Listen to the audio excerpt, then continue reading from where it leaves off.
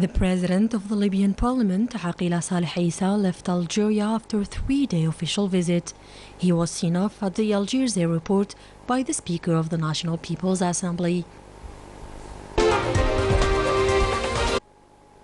The proceedings of the commemorative Congress of the 60th anniversary of the creation of the non-aligned movement in Belgrade, Serbia, began on Monday with the participation of Prime Minister, Minister of Finance, Ayman bin Abdurrahman, as representative of the President of the Republic, Abdelmajid Tebboune.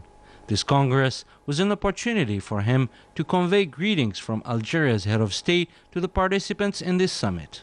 Prime Minister Ayman bin Abdurrahman highlighted during his address the principles of respecting the national sovereignty of independent states and not interfering in their domestic affairs, and the right of peoples to self-determination. He recalled the role of Algeria in the creation of the non-aligned movement even before Algeria's independence, which never spared any efforts to consolidate its position, defend its principles, and even support it reach its objectives. He added that in the context of current international events, the movement needs to assume its duties, overcoming challenges faced by the non-aligned countries. He stressed that defending the right causes needs to rely on the right of people to self-determination, a right which is nowadays not respected, even though it is an unalienable right consecrated in the UN Charter. In that sense, the Prime Minister, Ayman bin Abdurrahman, also called on the United Nations and the Security Council to take responsibility concerning the right of the Sahrawi people to demand self-determination. Ayman bin Abdurrahman also recalled that Algeria remains attached to the right of the Palestinian people to decide about its future. The Serbian President of the Republic, Aleksandar Vučić, highlighted on Monday the historic role of Algeria in the creation and support of the mission of the non-aligned movement. During the meeting granted to the Prime Minister and Minister of Finance, Ayman bin Abdurrahman, on the sidelines of his participation in the proceedings of the Congress of the Non-Aligned Movement in Belgrade. The Serbian president also expressed his deep thanks to the President of the Republic, Abdelmajid Tebboune, for the active and productive participation of Algeria in the Belgrade summit. Algeria's premier also had a meeting with Ghana's President, Nana Akufo-Addo. Both parties discussed matters of common interest, along with the ways and means to better coordinate efforts within regional and international organizations, notably the African Union. Ayman bin Abdurrahman extended to Ghana's president the greetings of his Algerian opposite number, President Abdelmajid Tebboune. Following this, Prime Minister, Minister of Finance Ayman bin Abdurrahman received the Minister of Foreign Affairs of the Kingdom of Saudi Arabia, Prince Faisal bin Farhan bin Abdullah Al Saud. The two parties highlighted the renewed will of the two countries to strengthen cooperation in various fields, in particular on the occasion of upcoming bilateral meetings. Later on, Ayman bin Abdurrahman received at his residence in Belgrade the Minister of Foreign Affairs of the Republic of Nicaragua, Denis Moncada Colindres. The meeting was an opportunity for an overall assessment of bilateral relations between the two countries, in addition to examining the ways and means of enhancing.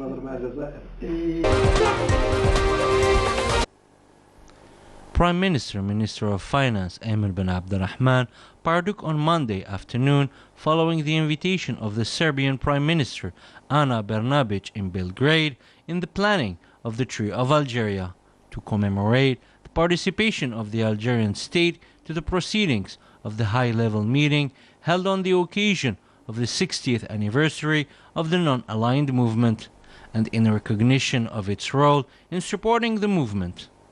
Ayman bin Abdurrahman seized the opportunity of his visit to Belgrade to pay a courtesy home visit to the widow of the photographer of the Algerian Revolution, Stefan Labodovic. Algeria's premier also visited Yugoslavia's History Museum, accompanied by the president of Algeria's Friends Association, Marko Glic. During this visit, he toured an exhibit about the history of the non-aligned movement, and he was given explanations about the role played by the movement in supporting liberation movements throughout the world. Strategic relations unite Algeria and Serbia, firm bonds of friendship dating back to the era of the victorious revolution. These are embodied today in the level of military cooperation.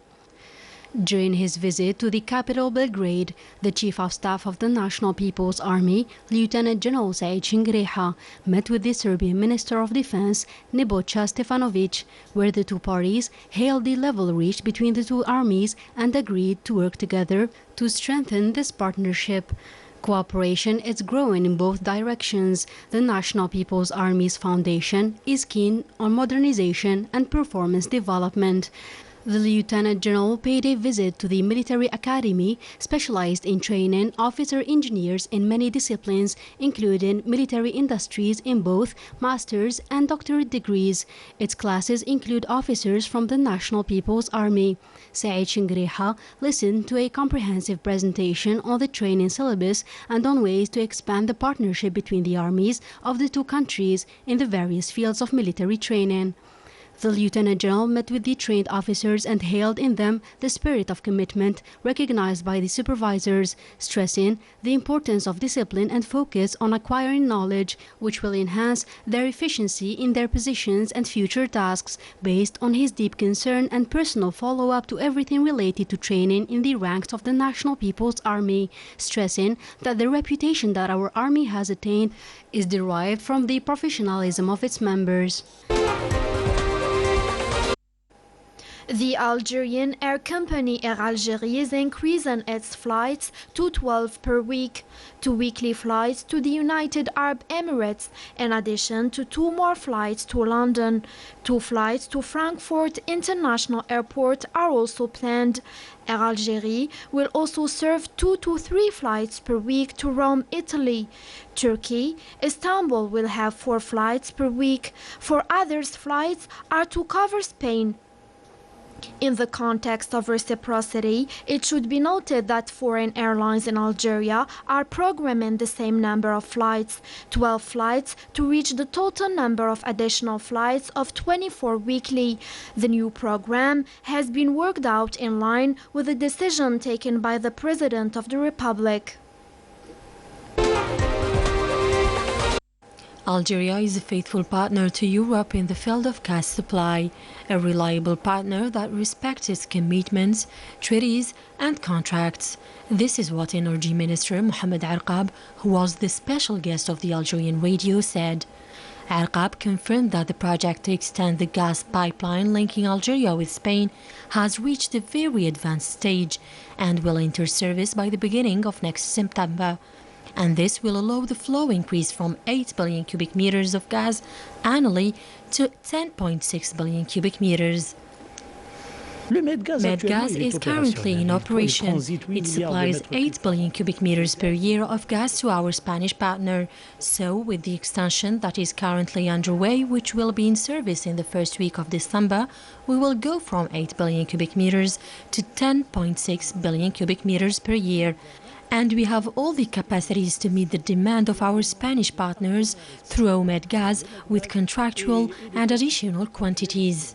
Believing that mining resources provide great investment prospects, Energy Minister Mohamed Arqab stressed that one of the priorities of the government's action plan is to develop this sector that produces wealth and benefit. He also stressed the need to develop the industrial group to exploit the mines of Algeria, such as Sonatrach and Sonelgaz. Following their large victory last Friday in Blida, the national football team, managed by Jamal Belmadi, will face Niger as part of the World Cup qualifiers 2022. The Desert Foxes will have to snatch victory to ensure their top position of Group 1 and maintain their full chances of getting a berth to the upcoming prestigious world competition.